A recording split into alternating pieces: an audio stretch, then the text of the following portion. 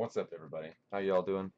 I am live now. It is 10:20 a.m. on Friday morning.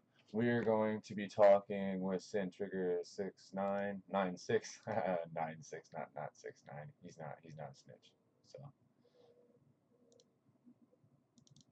you were able to receive within the Eververse store. It needs to lower, the price needs lowered, it needs adjusted. It is way overdue. Skins, I can see, may still be on like the more expensive side. I understand that a lot of art and a lot of time goes into that. I know a lot of motion capture and a lot of time goes into the emotes. I know a lot of art and a lot of animation time goes into creating the transmat effects and creating shaders and all of that fun stuff. But you got to kind of just take it and weigh it out. Make the bang for your buck a little bit better there with silver. And I think that's a good place to kind of end that Eververse discussion.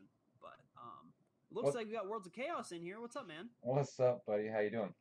I'm doing good. So, first time we're actually like talking over the internet together. Yeah, and not just on Twitter. Yeah, exactly. How you doing? Doing pretty good. I woke up. I only had to work an hour today.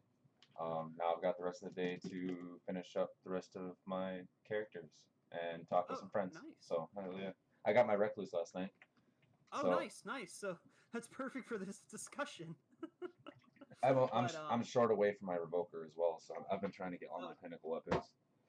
I hear you. That was me all last season. I love Revoker, by the way. If you haven't used it, which I'm assuming you probably haven't used it yet, it's a really fun weapon to use in PvP. I haven't yet. The only sniper I've actually felt comfortable with is the Beloved, and I finally got a good roll on that before Shadowkeep came out. Nice.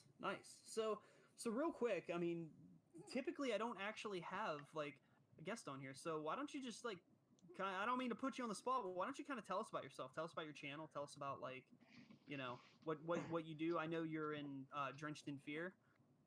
Yeah, well, to start off, outside of streaming, I am a vocalist for a death metal band called DrenchedINFEAR out of Wausau, Wisconsin. Um, we've only put out an EP so far. Not super out there yet. We've only been around for about a year. Um, Working on our next single and a full length shortly here. Um, it's probably going to be about another year before it's actually come to fruition, but there's that I've got going. Um, my main goal as a streamer is to raise money for charity. Um, Not really in it to gain extra money. I don't really want to make playing video games another job. I mean, if I make money, cool, but I'd rather just give all that money back to other people. Right now, my main focus is suicide awareness, just because that's something that's just super important to me and something that has affected me in my earlier years and current and just battling it. So I want to help other people that way. So as a streamer, that's kind of just what I've been doing, and didn't really have a niche going on for a while until the past couple months, and I finally figured out, like, hey, why don't I just stream the game that I always loved, Destiny? So that's kind of where I'm at now. I mean, that's awesome, man. Like, something that really hit home for me with that was the suicide prevention awareness and the mental health and all that fun, all that kind of stuff. Um, that was with my old band Remission, because we're out here in Pittsburgh. We kind of that was kind of part of our whole message. We kind of took on a couple topics, like couple hard topics with it, one of which being like addiction and the cycle of like families all kind of progressively over generations, addiction being almost hereditary in a way, and a bunch of like hard mental health and like social issues that we took on. So I mean, that's something that's kind of near and dear to my heart personally, being able to give back in any kind of way to those kinds of charities and recognizing those kinds of things. I actually work in the mental health field in a way. I'm in IT, but I work for a mental health institution up here. So, it was kind of a minor little passion of mine to be a part of that, change and breaking that stigma behind mental health and all that kind of stuff. So, it's awesome, man. Seriously, thank you for giving yourself a little bit of an introduction there. Yeah, no problem. No But problem. so yeah, so I mean, that's the Worlds of Chaos. Is that your primary Twitch? Yeah, twitch.tv/Worlds of Chaos is my primary. That's where I do majority of my streaming.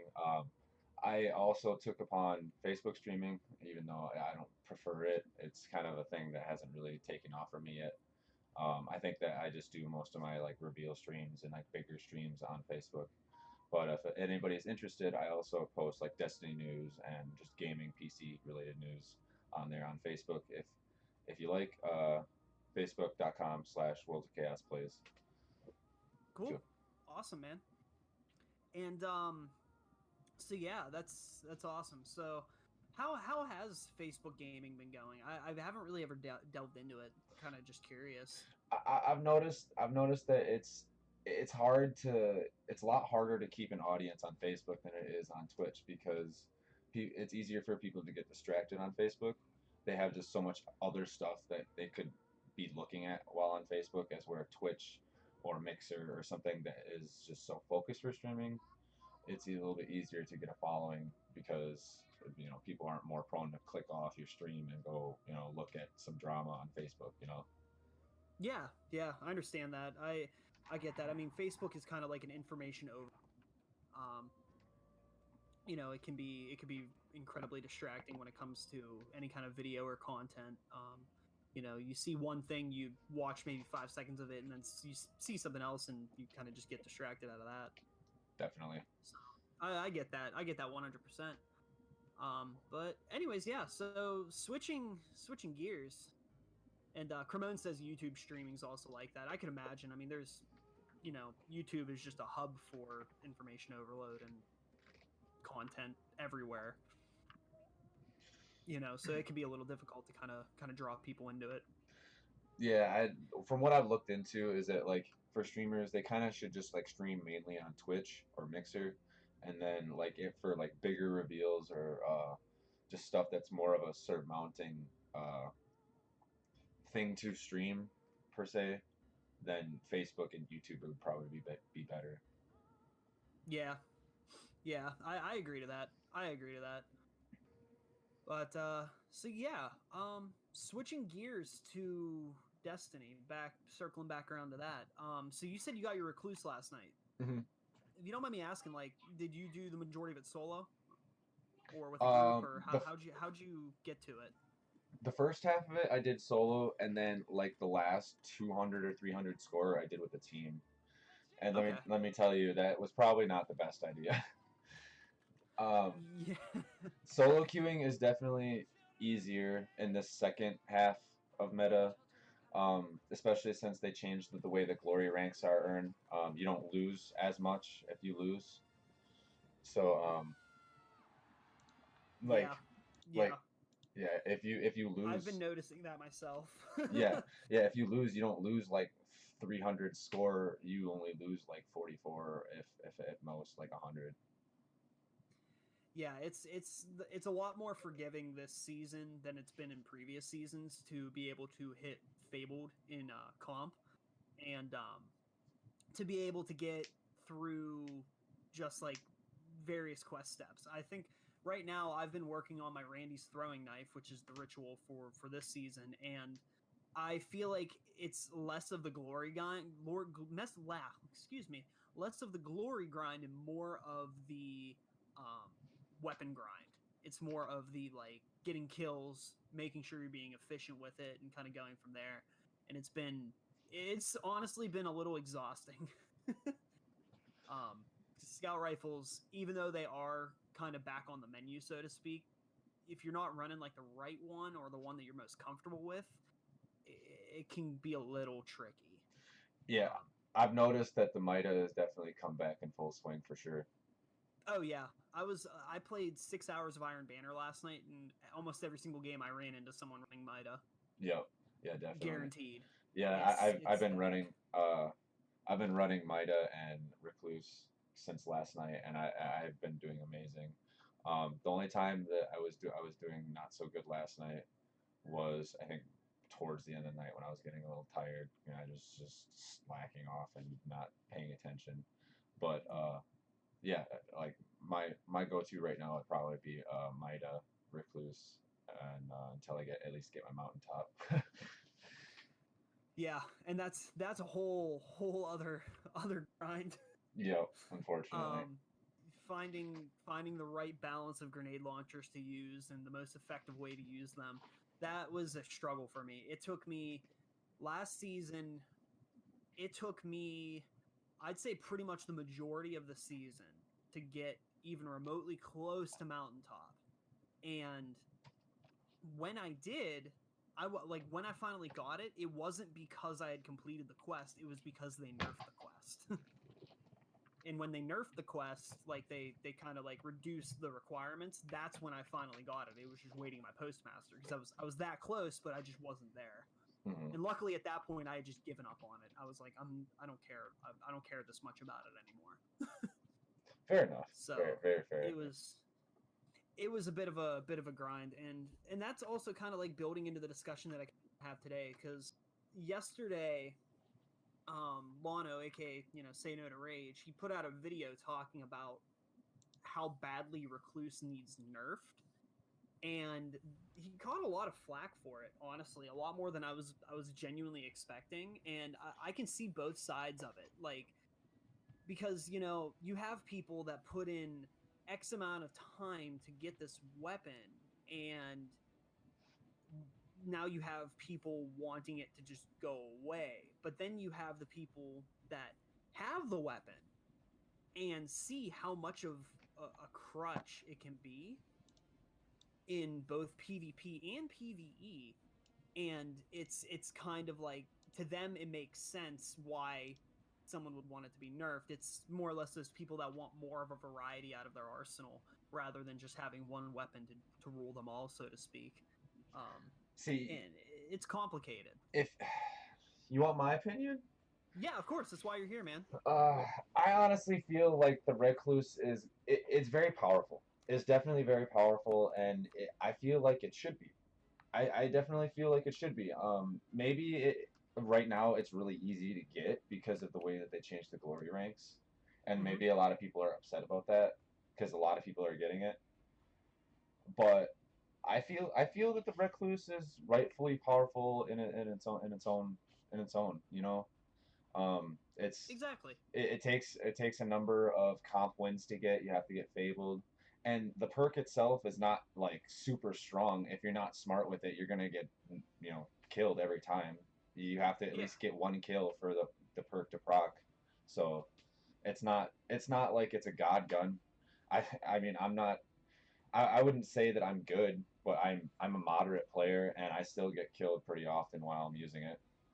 Yeah, exactly. And I feel like, and this isn't even like putting down anybody that doesn't regularly play PvP, but there are weapons that are easily obtainable in the game that you can kind of learn to counter Recluse with.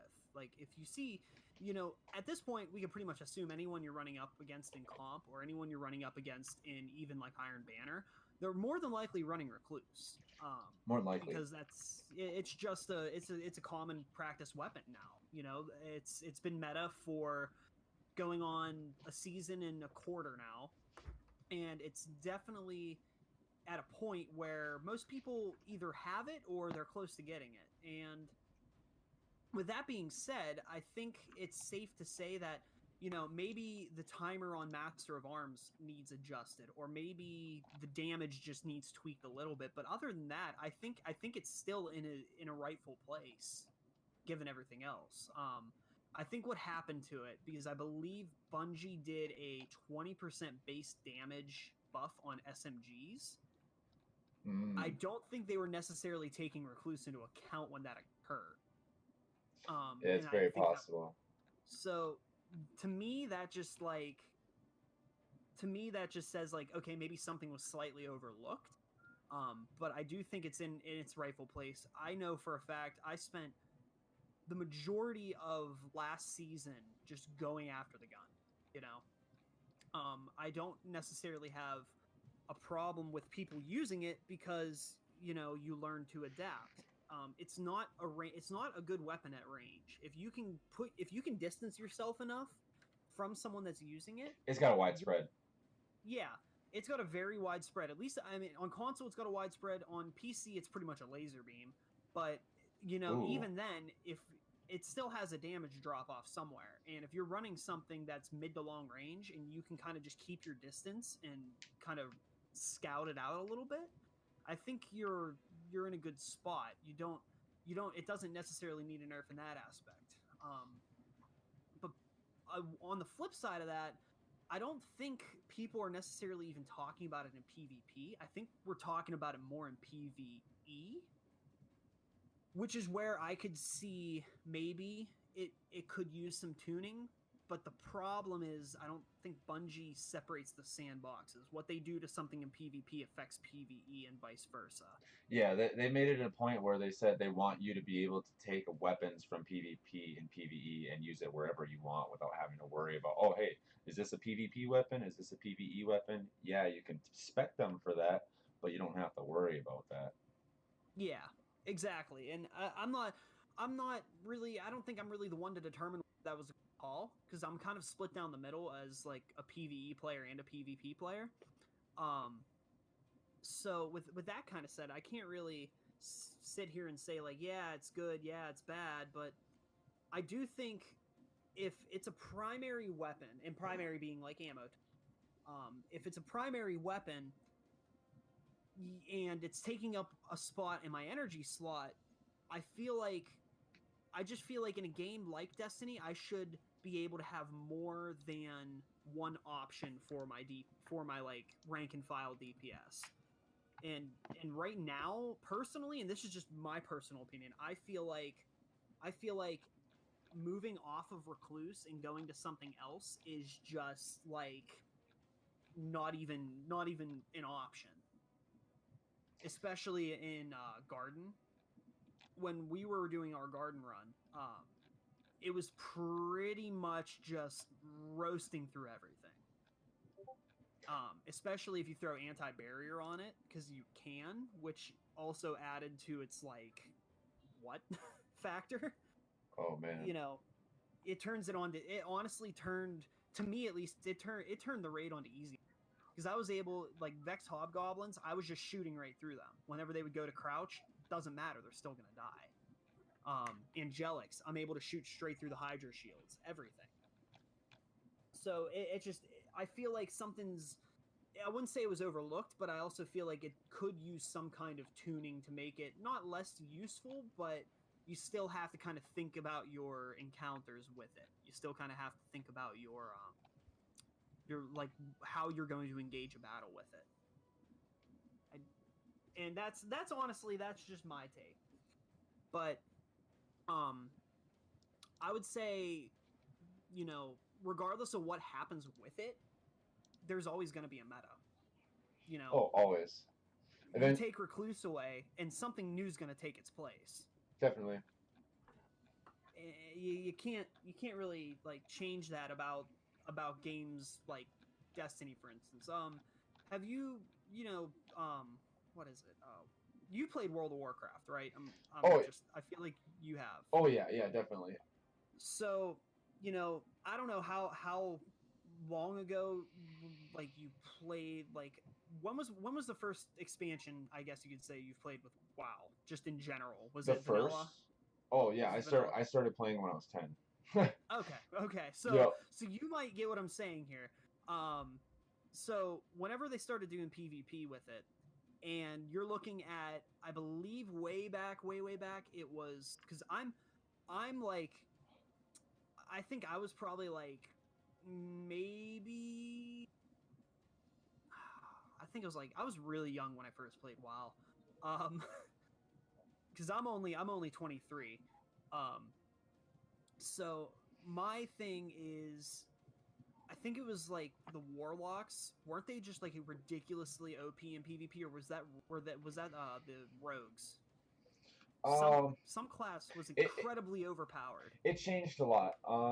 Rogues were kind of like the majority of the forefront for a while through Burning Crusade. Wrath of the Lich King, when that came out, Death Knights were the uh, were the PvP meta because with that Death Grip, you could just like spam that and just snap people to you and just Yeah, do a one hit combo and they're freaking dead.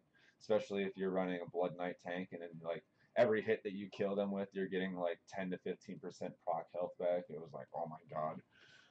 yeah, I remember that. Okay, so that's all coming back to me now. But it's kind of my point that you have a meta that rises, and then the developers kind of just they bump it down a notch, and something else is going to come up and take its place. Oh yeah. It's inevitable. It's inevitable. You're always going to have something that is completely OP, and I don't think you are ever going to be able to truly balance something, especially in a game where you have so many different mechanics at play. Um, and it's if anything, I feel like PvP is in a good place. And like Cremone in my chat was saying, the Moon SMG, the Every Waking Moment. If you can get one of those with Swashbuckler, it's essentially the same deal, you know, and it's kind of just it still rips just as easily in PvE as Recluse does. The only downfall is you don't have the Feeding Frenzy unless you get a roll with Feeding Frenzy. You don't have Feeding Frenzy to really back up the reload speed. And I think that's the big appeal of Recluse is, Feeding Frenzy. You get that reload buff as soon as you get that first kill. And I can see why that makes that a little bit kind of like tilted towards the OP side. But since it's become easier, I don't see why anyone would be really calling for a nerf for it other than just wanting to have other weapons be just as useful. And I think that's kind of where the argument really lies. And I feel like there's a good bit of people that don't entirely understand that, if that makes sense. Yeah. It's like it's not about making the gun bad, it's about making other weapons just as useful, even if it's not hitting that exact tier. Yeah, well, I mean, in that respect, what do you feel? I've been trying to think for a little bit, like what part of the Crucible needs to maybe be bumped up to match the Recluse. Then, like, are we thinking uh, like auto rifles maybe need to get some sort of buff somehow, or I think our minds are connected because that's exactly what I was going to say. I was going to say I think auto rifles need to have. I'm not saying an increased time to kill to the point where they're just ridiculous, but I feel like the impact on auto rifles needs increased just a little bit, so you have that kind of ability to cause, like that stun effect, that flinch effect on your opponent, and be able to get more damage in than you are already getting in. I don't think the buff really needs to happen with damage because we recently saw that, and in the PvE sandbox, auto rifles are pretty solid again. But I feel like in PvP, you have to kind of play with auto rifles a little more tactically, and while I agree with it, I also don't agree with it. It's just the time to kill is very long. And by that point, if you're going up with someone that has a Recluse, you're getting roasted before you get like the final two shots in. Yep, every time. Every time, and that's another thing. That's kind of like SMGs. They're good for close encounters. That's kind of the point of them. They're in a way a kind of like a substitute for a shotgun, in a sense. But on the flip side of that, you have like auto rifles, sniper rifles, which I mean, sniper rifles shouldn't be used close range to begin with. That's just dumb. They're snipers, but you have shotguns, you have auto rifles, pulse rifles, stuff like that. Rifle class weapons. They should be effective from like medium range to like that, even that middle between close and like medium, that like just in between area. But the time to kill on them is just not there. It depends. I mean, it depends on what RPM weapon you're using, and that's another one of those things where I was talking about like the effects of it kind of just, it just, the time to kill is just not there. Now, Yeah. Claws of the Wolf is ridiculous. Anything in the energy slot seems to be a little more powerful than kinetics, and that kind of brings me to my next point, where I think kinetic weapons, kinetic rifle class weapons, are in a they kind of need to be looked at a little bit more, because any rifle class weapon I use that I'm actually significantly better with in Crucible, just talking PvP, are energy rifle class weapons. Like energy scouts are really good. Energy pulses are really good. But that also flips over to the PvE sandbox, where then I question, well, why would I run, say, a Claws of the Wolf in PvE, or why would I run Horus Least in PvE when I could run Recluse and just not have to worry about dying? Yep. So that there's kind of like a strange little imbalance there that I feel like they're still working on trying to get down pat, and it's coming along, but we still got a good bit of time before that's like there. Yeah. See, But I think the really, saddest. more or less just the fact that like no matter what happens, there's always going to be a mess. If there's anything anyone can necessarily do about it. Yeah, unfortunately. I, So I mean, personally, like, I've been back and forth with the way that I feel about Crucible and the PvP meta. Um, I like that the scout rifles are back in. I like that that's a thing. yeah, That's honestly probably one of my favorite parts. Outside of that, my honest opinion is I liked that the way that the meta was in PvP right before Shadowkeep. Right before Shadowkeep, I felt the most comfortable to move around without having to worry about something crazy happening around me. You know, like even though I didn't have the Recluse, everyone else like had Recluse and other pinnacle weapons.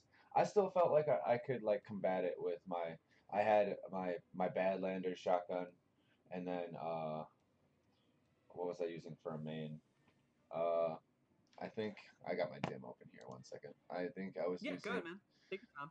I think I was using like Better Devils for my main, and then the tractor cannon.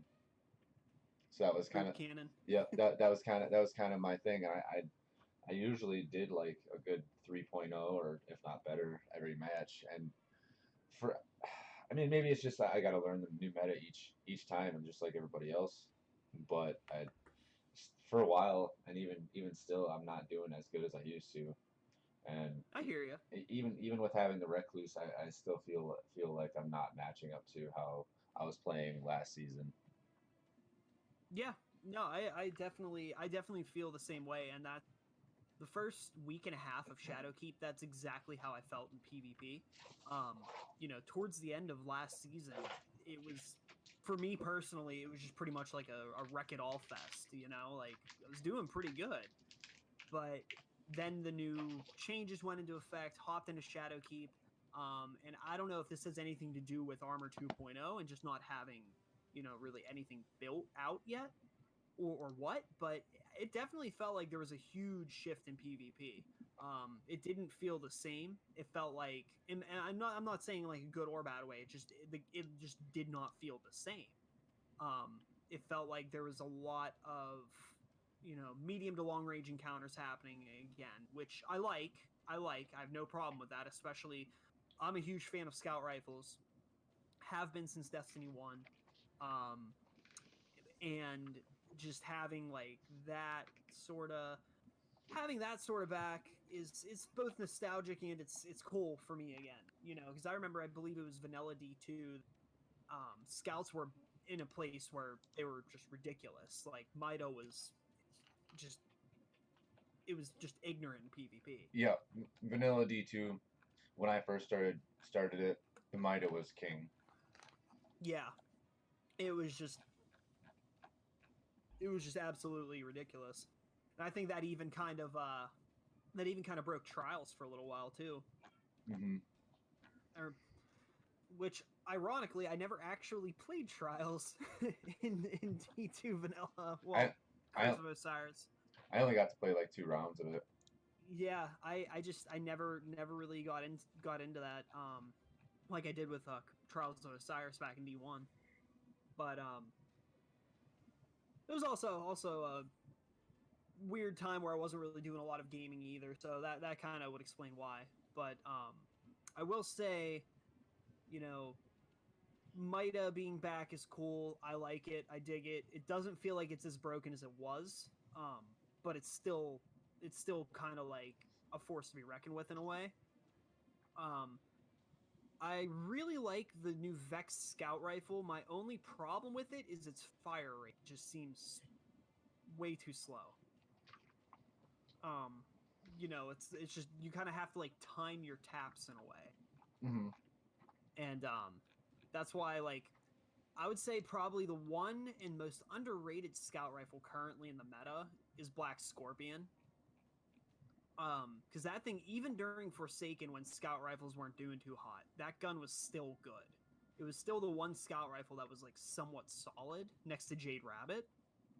And better yet, it's a legendary. Like, right now, I'm getting, on average, in games with Black Scorpion, keeping like medium to long range, I'm getting on average 20 kills per game with the scout. And that's like, for me, that's pretty significant. So I mean, that's another just kind of like tip out there. If you're having trouble with your scout rifle kills for Randy's throwing knife, spam Banshee till he drops you a Black Scorpion and then give it a shot. See what happens.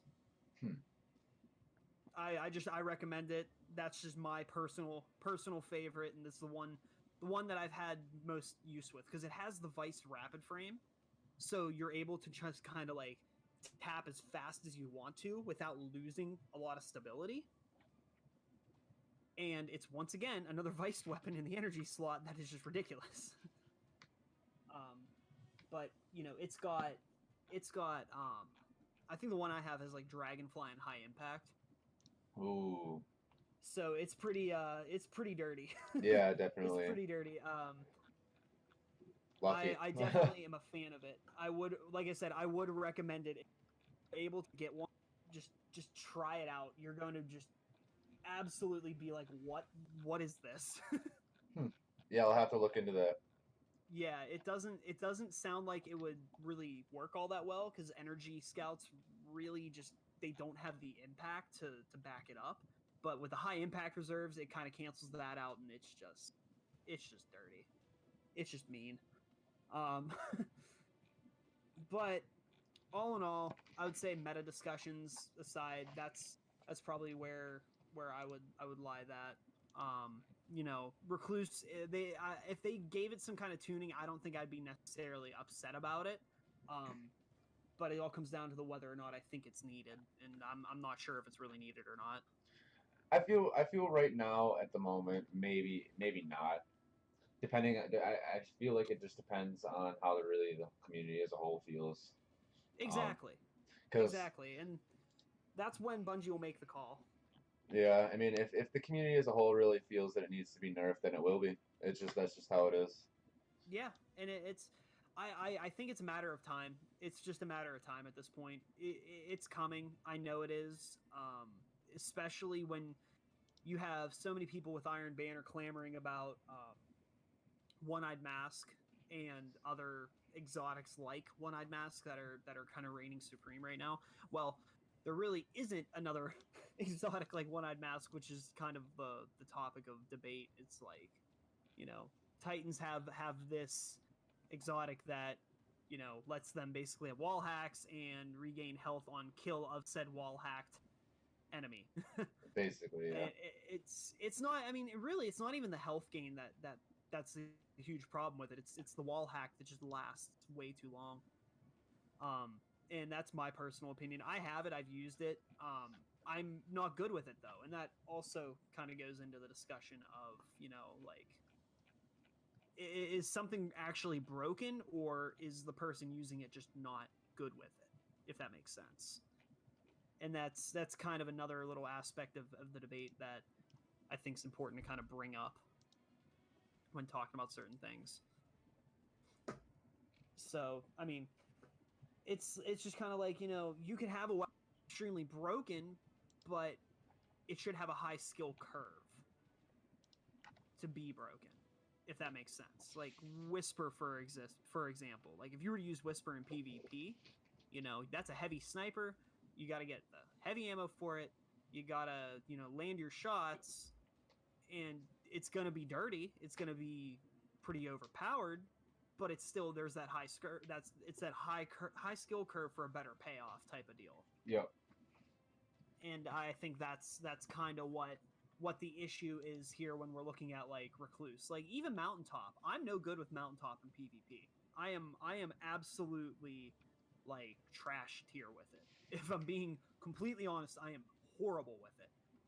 But I've seen people that have, you know, good, pretty solid skills with it, you know, just absolutely wrecking PvP with it. Because it's a one shot, one kill if you land the direct hit. But it's like, and you know, it's just, this debate's always going to be there. It's never going to change. There's always going to be something new that kind of takes over the throne, so to speak. And I feel like the community just wants a little more balance in a way, but it's kind of difficult to make that call. You know, we're not, we don't, as the public, we just don't have access to the statistics on Bungie's side to see what's really happening with it. Yeah. And but that's pretty much that. That's that discussion. That those are just kind of like my open thoughts on it. And I mean, if you have any more, please, you know, feel free to speak your mind on it. This is a judgment free and opinion open zone. Well, I feel like they definitely put PvP on a back burner on purpose. At least for the main focus, they definitely did tweaks, but they put the most of their main focus on PvE. I feel, and we'll probably end up seeing, since they're giving us PvE through a course of weeks, and they're not going to be giving us like massive updates in like bulk. It's just going to be like spoon fed to us. I feel like we'll see a big update for PvP coming soon. I know that they were talking about something about trials coming back. Maybe, yes, I'm not sure. It might or not be just rumor. But if trials comes back in its original format as a 3v3 instead of a 4v4, you can definitely see a big surge in competitive PvP playstyles coming back, and just a lot of community outgrowth for the PvP aspects of Destiny will start growing again once that does, if it does happen, or I don't know. I mean, if it doesn't happen, then honestly they could probably see a big decline in PvP people playing, because like as it is, PvP isn't really as rewarding as it used to be. So there's not really as much of a incentive to play PvP as opposed to PvE. You can do more stuff and cooler stuff playing PvE. Yeah, I definitely agree to that. I feel like, you know, PvP the update that it needed just for the time being, and then focused a lot more on PvE. And PvE being like, you know, Vex Offensive, Nightmare Hunts, Nightfall, the Ordeal. And I have my own kind of opinions on some of that stuff. You know, that I talked a little bit about yesterday, and it wasn't necessarily that they're bad things; they're all great things. But my personal gripe was the rewards and how it feels like some of like the lower tiered stuff kind of got just shoved off for rewards. Like regular heroic strikes, for instance, just feel kind of like pointless to do in a way, if that makes sense. And I that was something that I was just talking about. I really hope that they come out. Like I really hope that they do something with just like the regular strike playlist going into these next couple seasons, if that makes sense. Oh, definitely. And Like by that I mean like strike specific loot, or you know, some kind of just incentive to do just regular strikes, because you know, not everybody always has time to just gather 3 people to go do a nightfall, and that's okay. That's okay. I mean, you don't have to do the nightfalls to get some of the best gear in the game. Well, now you kind of do if you want to do Ordeal, but you're getting a good reward for that kind of stuff, though, at least. And I feel like that kind of difficulty scaling in the nightfall is good for the PvE sandbox. It's good for loot. It's good for rewards. You know, being able to potentially get an exotic out of one, that's awesome. Like, that's pretty much almost like a guaranteed exotic. And being able to farm it for like ascendant shards and stuff like that is really good. But then what happens to just regular match-made heroic strikes? They just feel like kind of a pointless playlist at that point. And that's just me kind of rambling off my like.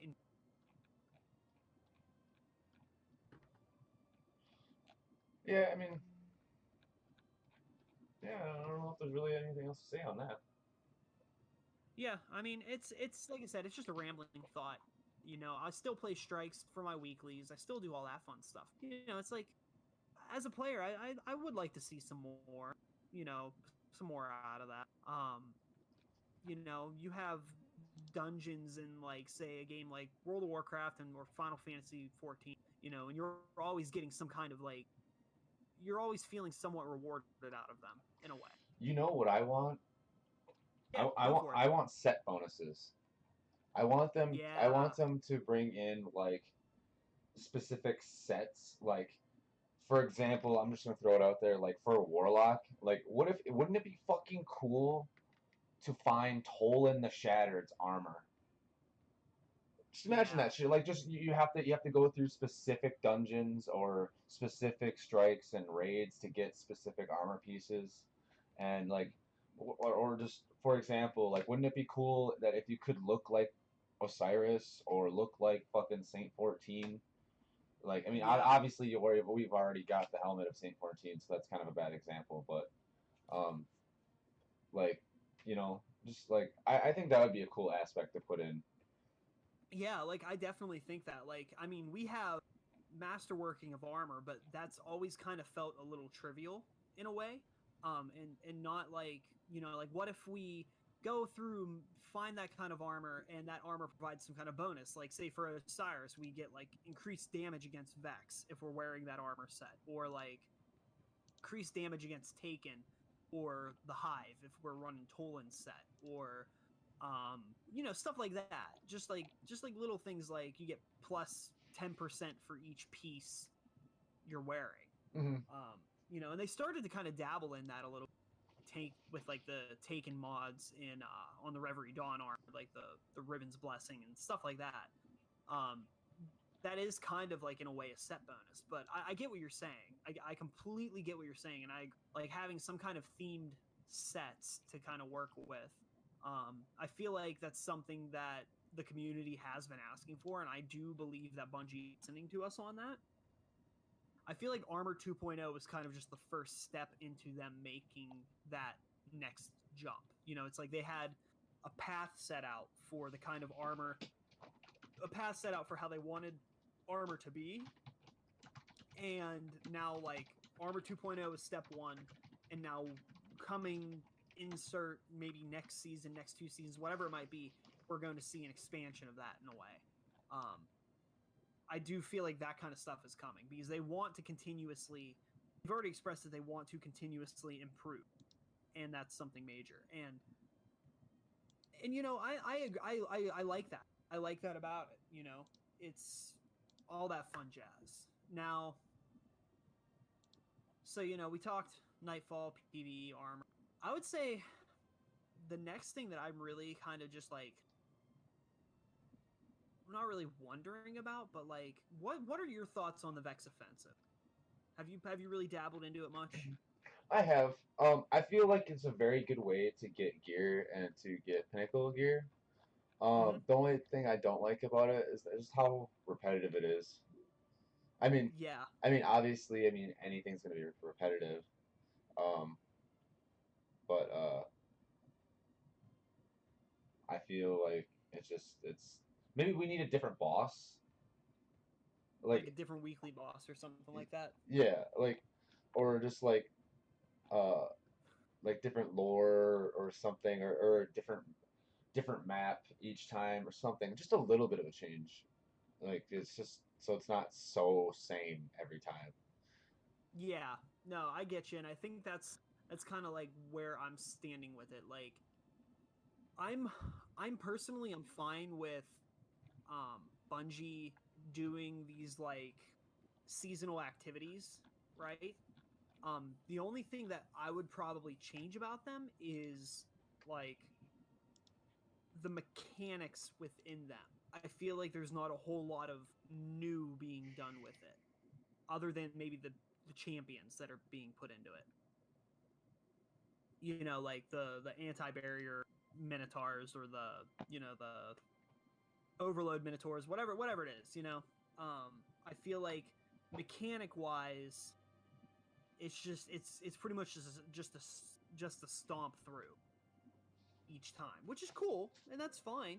But for that to be the season long activity, most people, I mean, I don't want to speak for most people, but I know me personally, you get kind of bored of it after doing it like 10 to 20 times. You know, I'm the same you way. get the gear, which is cool. Yeah, you kind of get bored of it, and if there's not really anything done to it, anything changing about it, like even adding like heroic mode or something, or like a hero legend, like they did that for the nightmare hunts.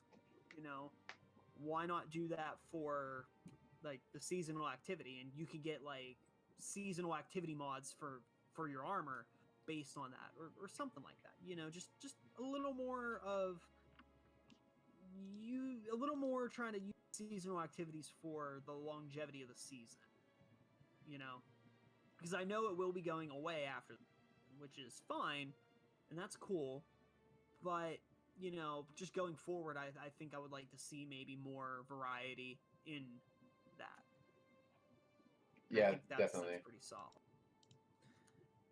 I think that would be a pretty solid way to kind of incentivize playing those activities. Bounties are cool. You go in, you get the seasonal rank and all that. That's fine. But I do think we need a little more out of the seasonal activity in order to make it kind of rock and go there. Like, even if it was just like, hey, here's an exotic quest that's linked to it, or that's just asking bare minimum. Yeah, just some incentive to play it more than just getting an engram. Because Yeah, the moment that people get that engram, they're not going to play it the rest of the week, or the rest of the, or is it daily? it's a weekly engram on it, Yeah, see, and like that's yeah.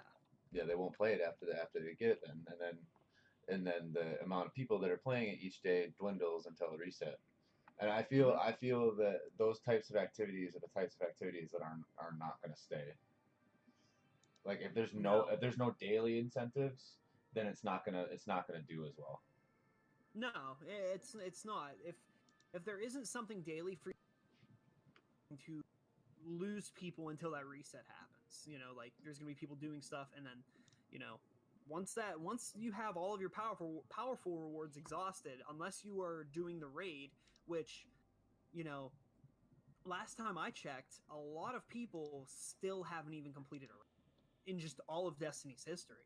There are a lot of people out there that haven't finished the raid. Now, I'm not even going to get into that discussion because that's such a old, everyone has an opinion on that kind of thing, and that's respectable. I understand that, and it's like I don't ask anyone to agree with me. I just ask people to listen. That's the kind of mentality I have when it comes to these discussions to begin with. There's a lot of people that just haven't even rated, Yeah, and there's nothing wrong with that, but it's also like we don't have, like, once you reach endgame and you're just waiting for new content to come out, really that's all you have left to do are like Nightfalls, raids, stuff that requires fire teams, and there's LFG, which is cool, but there's also not a lot of people that are willing to really LFG. yeah. A lot of people And don't like doing that. yeah, I mean, I consider myself lucky. I have multiple groups, multiple fire teams that kind of allow me to be their like sixth, or I have a group that I run with every now and again, and I'm always open to joining other people's raids. But I'm not gonna lie, I'm kind of picky about it just because I just don't want to LFG if I don't have to. I've ran into some awesome people in LFG. I can't say that I haven't, but I feel like the amount of people that I've ran into that have been just absolutely toxic, for lack of a better word, overwhelms the amount of positive people I've actually encountered in there. And it becomes a little bit of a slippery slope at that point. So, it really just depends on who you end up like linking up with. And there's just that 50-50 chance all the time, and it just gets exhausting. And I think that's probably where the raids kind of stand. I feel like it was a bit of a mistake to not put pinnacle gear in like all the year 2 raids at the very least.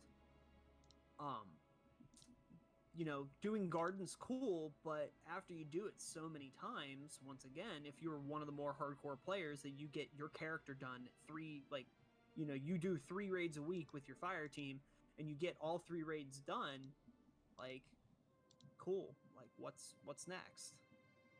And getting the Armor 2.0 versions of the fine. That's perfectly fine. There is still reason to go back through it, but it's not pinnacle gear. So, I mean, granted, now that I'm thinking about it, I'm not even sure if that would matter, because you're still getting the Armor 2.0 versions of the raid gear, old raid weapons, and upgrade materials are no longer like sparse. So, I guess it just kind of depends on how you look at it. Yeah, I mean, I don't know. I'm not really sure how I feel about the armor right now.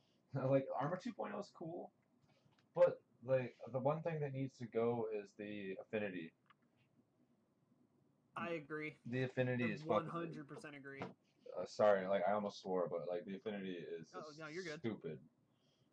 No, dude, I agree. I agree. And just so you know, just in general, this is 18 plus, so you can swear as long as it's not like super no word. Okay.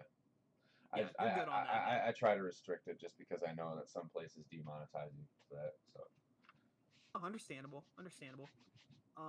But I'm just gonna talk about something that I think made me laugh in the TWAB yesterday, and also made me very happy at the same time. Oh, I already think I know what you're talking about. Oh, the Striker Code of the Juggernaut, bottom trample. They're tuning the amount of super energy returned per kill. Yo. Oh, reduce the low end of the diminishing returns from 5 to 3.25%. Yo, I'm so happy. Like, even I'm also happy that the bottom tree Dawnblade is getting a little bit of a nerf. Honestly, I am too, because it was getting really disgusting. Dude, because like you could keep that going for a long time. If you play it right, you can keep that going for a very long. And I'm surprised that out of nowhere they kind of just talked about that in here, because I don't think I've seen a single person, at least on Twitter or even in the forums, complain about that. Yeah, surprisingly. I'm very surprised that nobody. Because here's the thing, I feel like, once Well came out and everyone loves their era stash, if you're a Warlock main like me, a lot of people just don't talk about the bottom path. And I think it was like middle of last season that I kind of silently realized how broken it is in PvP if you know how to use it. So it was kind of funny that I'm just sitting there and I'm like, you know what? I'm just not going to say anything about this. Because for once, Warlocks have something that make them somewhat great in PvP. Yeah. And that's another thing that I kind of also had an issue with. And if you might have even seen my tweet about it yesterday morning, I think it was, at least it was morning for me over here on the East Coast. But I was pretty much like, Warlocks do not have good PvP exotics. They really don't. Not really. Right now. Hunters, they I can't really say they have anything too great, but they still have stuff that's better than what we have. More PvP The only things catered. I can think of that are probably good for PvP when it comes to my cat just like knocked my headphones out. Come here, baby. I would say probably the Crown of Tempests would probably be one of the best, just because you can kind of keep things going with that bottom tree Storm Trance. And now we have the Storm Dancer robes, which are pretty cool, but I don't think they're exactly be all end all. Like they still pale in comparison to like One-Eyed Mask and like Gwizzin Vest or Shards of Galanor, even with their super, like, even with the super nerfs on those, like, they're still decent PvP exotics. Controverse Hold is pretty good if you're running like a blink shotgun, but it's a lot of the exotics are just very like super niche. There's not really any good general exotic for it. And I think that was just something I noticed yesterday when I was just playing Iron Banner. I'm like, you know what? I took my Titan through IB yesterday, and it was a completely different experience than playing with a Warlock. Like completely different. I was actually doing well. Yeah. I love my Warlock, but like, it just feels like, yeah. Cremone even said in chat, he was like, Warlocks are exotically. But I definitely think Warlocks kind of in a weird place right now. But it's the name of the game, and it happens. But yeah, that's kind of where I'm unfortunately. at with it. That's kind of where I'm at with it. And I think it's this was a good discussion. Do you have anything else you want to add? Talk about? Outside of everything we talked about, I'm honestly just really excited about the lore and the story where that's going, because I've actually got a lot of speculation and a lot of theories about where the story is going to be going, and some of the concept art and some of the lore books are actually pointing towards that, and I'm really excited. I agree. I know it's kind of like to derail off of the original conversation, but oh no, man, no, you're fine. You're fine. This is like I said, this is there's the topics that I have, but any kind of just discussion, I'm always about it. Word. And I would definitely say that we have we have a lot coming at us lore wise. We were talking about it a little bit here yesterday. We straight up said we're all over here theorizing that as soon as they flip on that Vex portal in the tower, Saint 14 is going to come walking through it. You think so? I personally think so, and the reason I think that is because of the raid lore that we got, where it explains how Praedyth figured out that the Infinite Forest and the Black Garden are connected to each other, and that you can theoretically go into the Infinite Forest and come out through the Black Garden. Oh wow. Yeah, so that was kind of like something that we kind of put two and two together, and with the perfect paradox, like Cremone and chat just actually mentioned, perfect timing. Thanks, man, perfect timing. With perfect paradox, we're looking at the fact that Saint 14 came from, I can't remember if he came from the past or if he came from the future, one of the two. I think he came from the past. He came from the past and saw what our tower looked like and was like, wow, this is glorious. Like, because he's from the era where the tower had just kind of became a thing. It was never necessarily it wasn't at that point, like, they were still reeling from the collapse. They were essentially rebuilding society. And he, comes to the future and sees, wow, like, the future is great. Like, look at this tower. Look how huge the city is. Look at all of, like, look at the Traveler. The Traveler's awake again. Like, all this crazy stuff. And, you know, we give him our perfect paradox, and he goes back to his time, fights in the Battle of Six Fronts, and then, you know, the events of Curse of Osiris happen, where we find the pieces of perfect paradox, we build it, and then in the future he comes to the tower, we give it to him, and it just keeps continuing on this loop, right?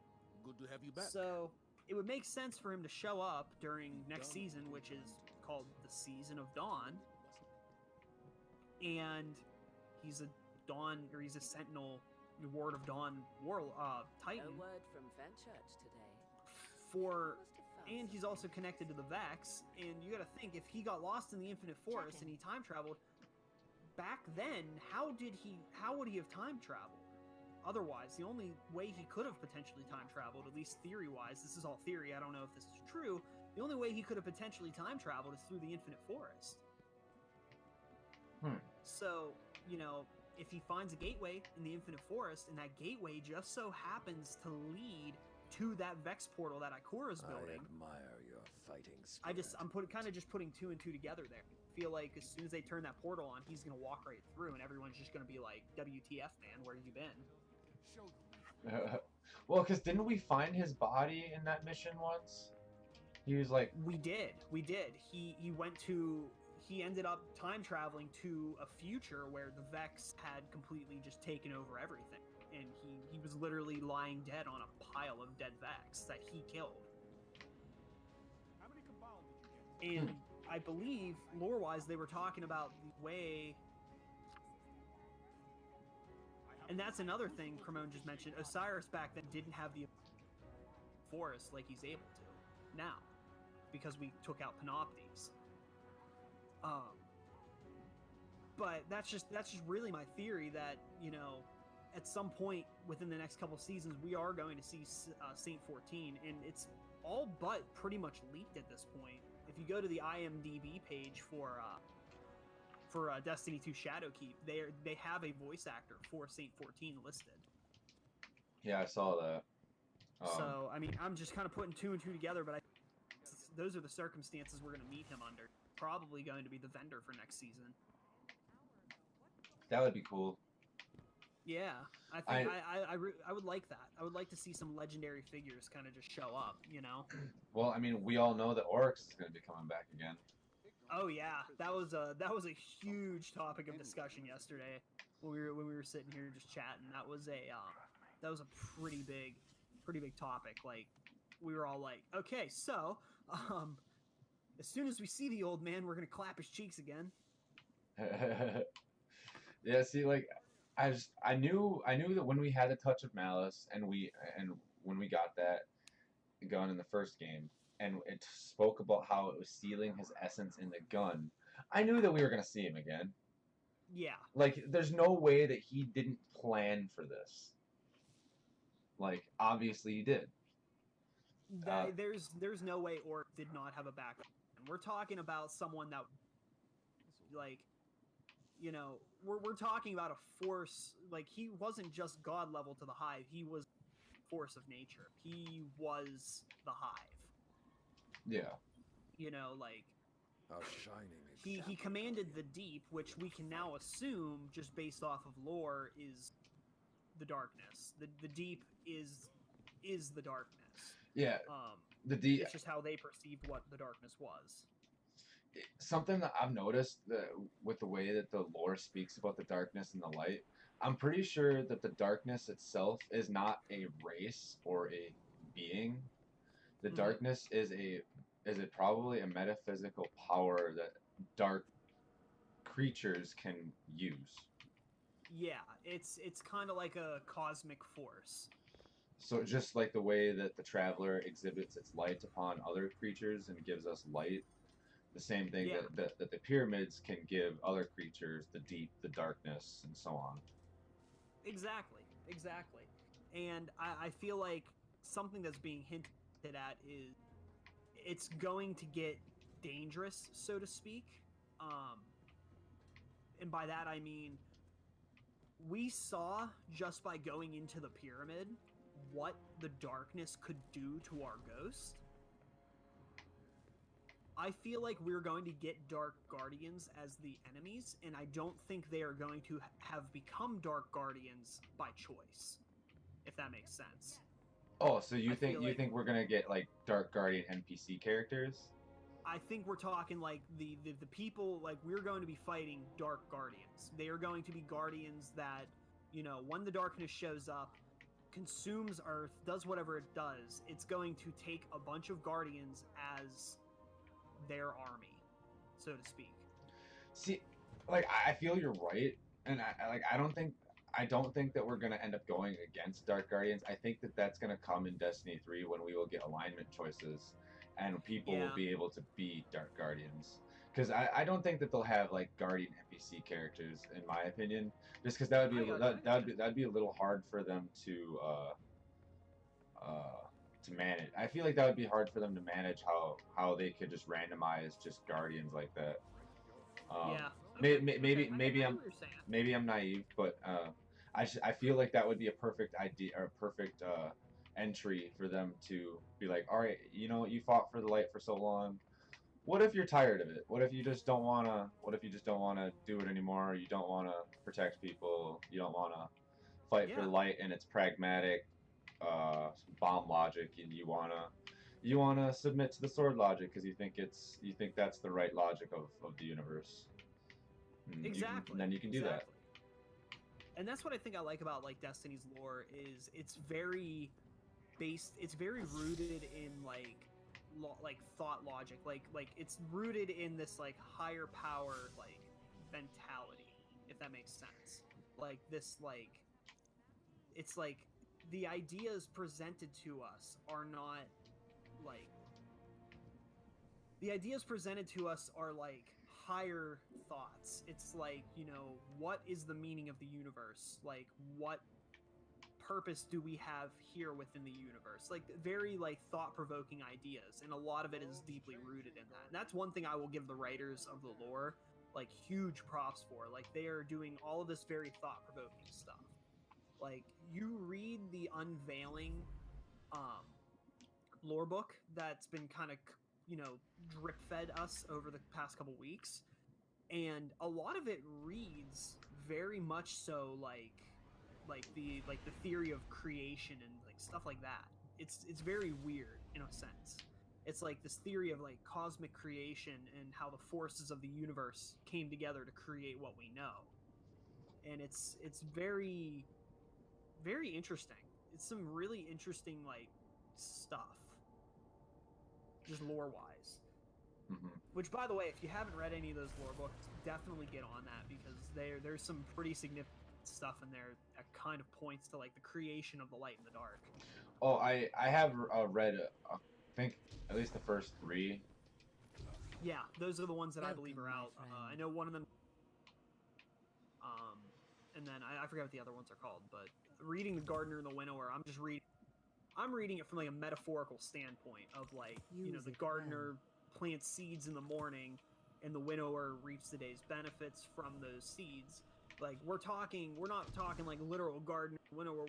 We are talking like the gardener being the beginning of life and like the winnower being death. Yeah. Like, so you know, we're like light and dark. There was a video that came out with Destiny 1. It wasn't an official video.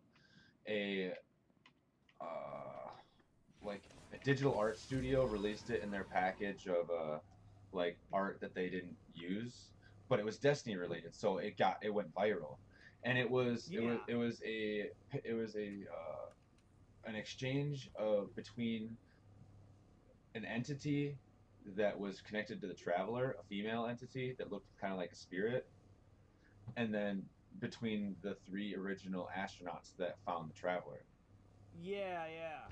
And there's a lot of speculation that this being that we've seen in this video is the physical form or the physical manifestation of the Traveler. Yeah. And that the traveler doesn't have an actual body, and neither does the beings that mainly use the darkness. They don't have corporeal bodies. They just manifest in ways that we can perceive them. Otherwise, we can't actually perceive them in any way that we could at all. Exactly. And I think that's you know, that's definitely something that's going to come up. You know, we got a lot of we do have a lot of I feel like the dungeon is going to be Oryx related. I honestly do. And the only evidence I really have to back that up is point one.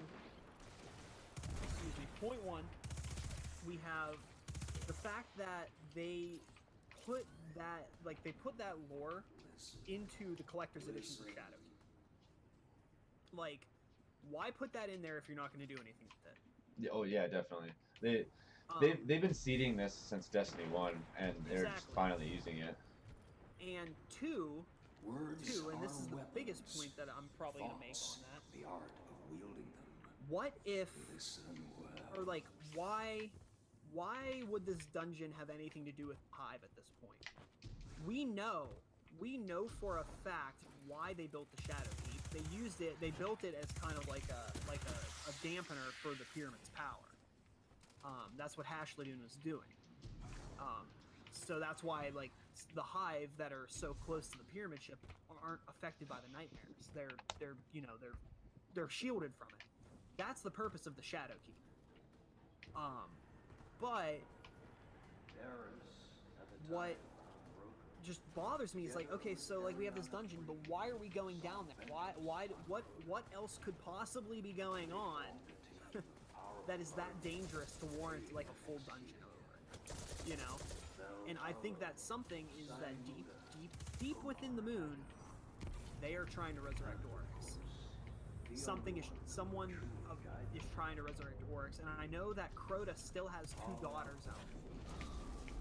And if 2 of the daughters were already at the Shadowkeep, it's probably safe to assume that the other 2 are probably there as well.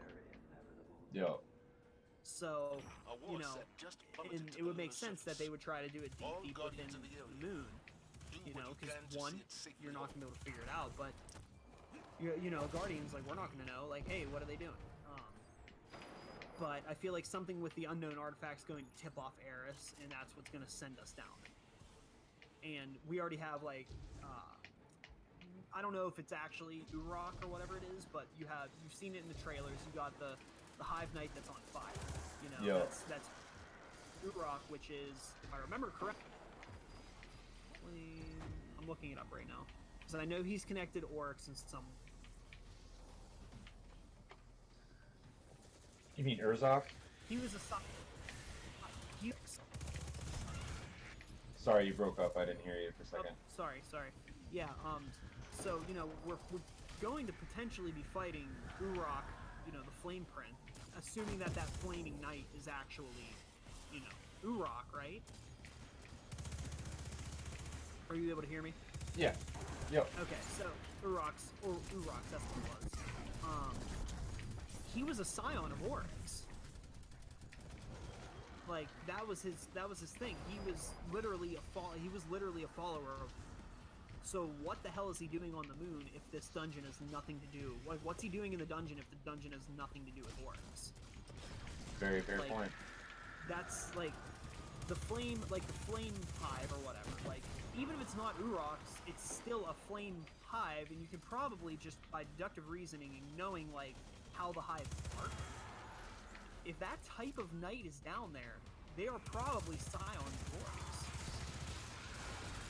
It's at this point, I can safely make an assumption that this dungeon is going to have to do with that little piece about Oryx potentially.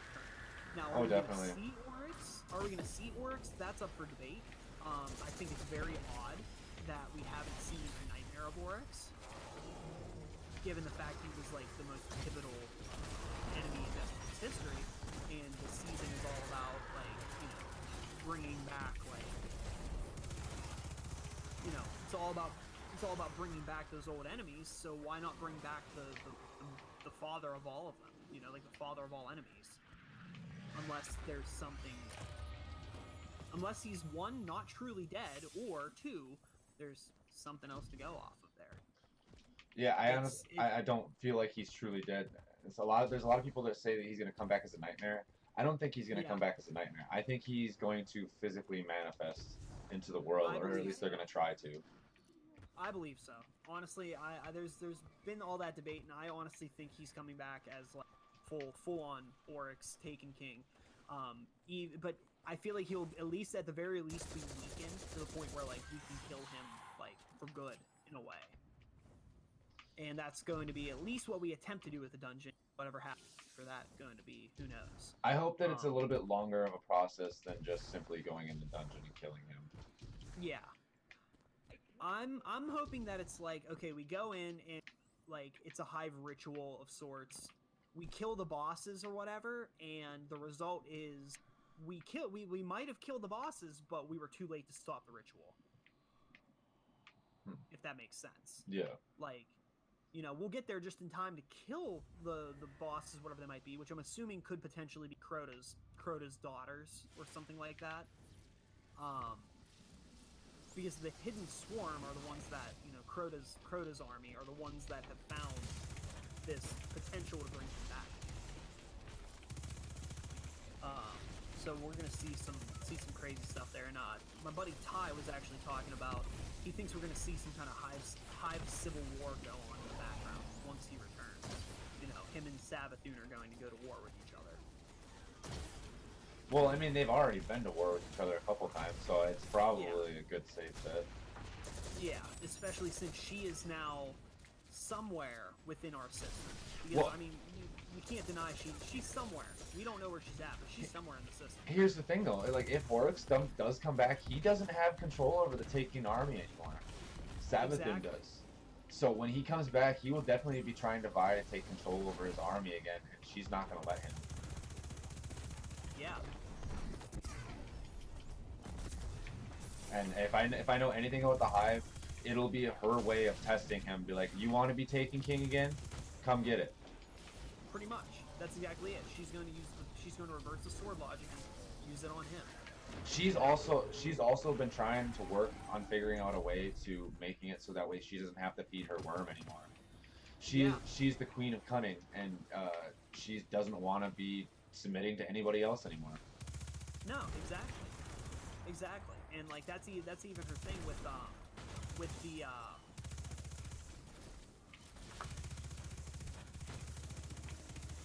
with what? Sorry, with the what is it? The lore, I think it was, or no, the menagerie lore. I forget what it's Truth to Power. No, that was Marasov's lore. You know what I'm talking. The Chronicon. That's what it was. The Chronicon. Okay. The Chronicon. You know, Callus is in there, and I mean, you have to take it with a grain of salt because it's very obvious that some of the stuff with the Chronicon was manufactured into just kind of like, you know, fan speak. So, for Callus's benefit, yeah. Yeah. So just kind of like making Callus look good, so to speak. It's very kind of just like the one that I was really interested in. I believe he was talking. It was essentially predicting how we were going to kill Savathun, and how, you know, she comes through a portal on the Leviathan, and we basically just chase her into her throne world and kill her there. That sounds too easy. That sounds way too easy. Now, then in the new strike, I forget what the new strike's called. It's the new Vex Taken strike on Io.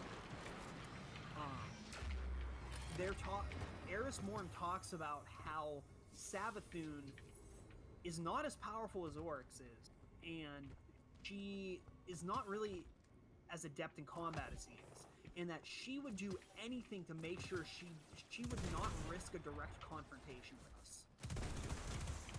So we now have a conflicting opinion from Eris between what Eris says about her, given her knowledge of the Hive, to what the Chronicon says.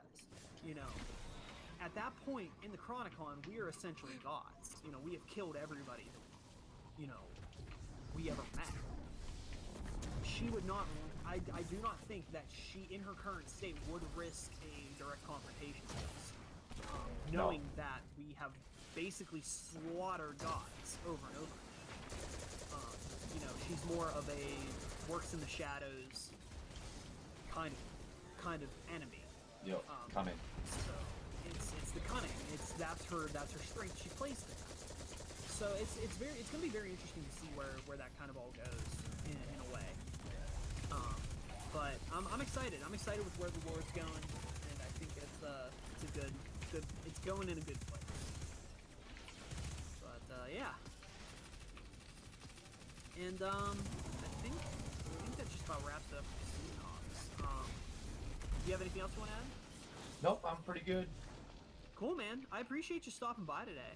Yeah, no problem, man. It was actually pretty good talking. I don't really do much outside of just regularly play Destiny and stream, so that's actually good talking about it, stuff about yeah, it. Man, So I'm always up for these kind of talks. You know, you can hit me up on Twitter anytime you want. Once again, guys, Worlds of Chaos. Go follow his Twitch channel. Go show him some love over on Twitter.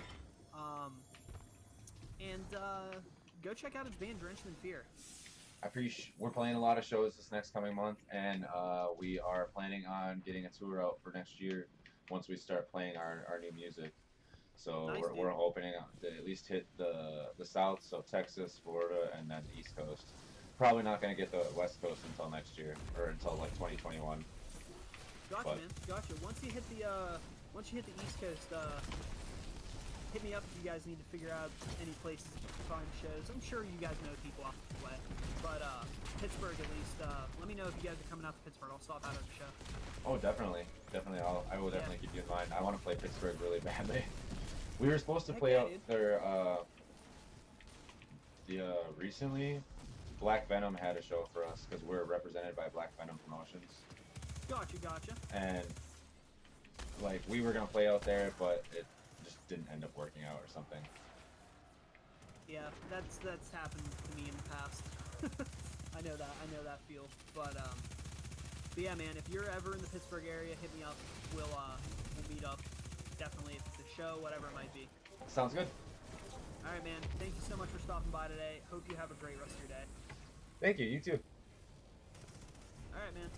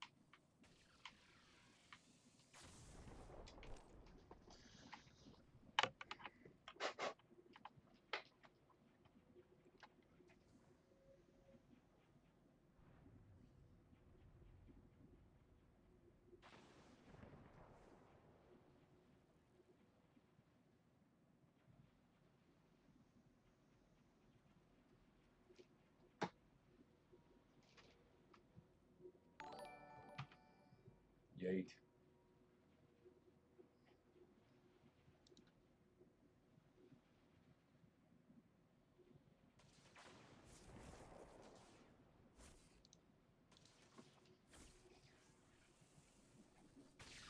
One second, guys. Switching over.